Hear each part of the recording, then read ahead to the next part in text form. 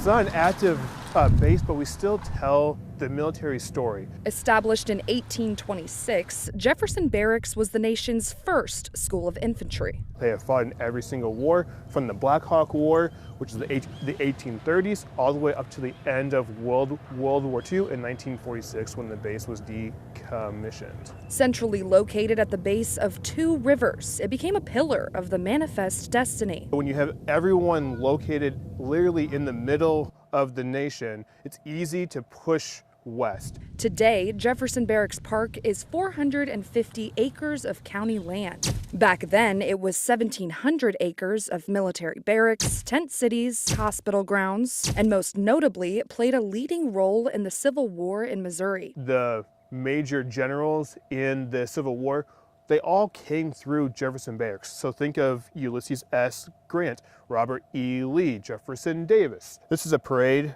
formation, so all of these little dots are men stationed there. This is the aerial shot from the north to the south. So these are all the officer buildings. We're looking from the west to the east. This is the hospital building that's now used by the Melville School District. 200 years later, a resting place for thousands of servicemen and women. It shows kind of the progression of Jefferson Barracks. Several trails, museums, and monuments. But then in the very middle, you have a neighborhood. So you have people still living within Jefferson Barracks Park, experiencing all this history. Jeffrey Edison, a museum educator at Jefferson Barracks, calls it living history. He's working to keep the story of this land alive. We try and preserve the historic buildings. We have one of our oldest structures in 1851.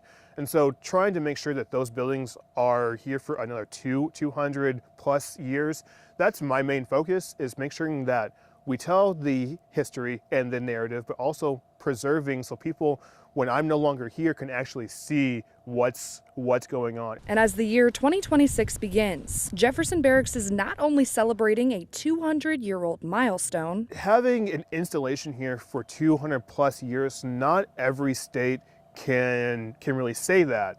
And how we've actually been an active member since 1826. We're still doing history things, we're still doing military things here. The land represents a gateway to the West. Just a community pillar, but it's also that historical piece too, where it was a movement west, and the barracks were pinnacle in that trek westward. From its first description, It's just a few barracks buildings and a flag. That was it.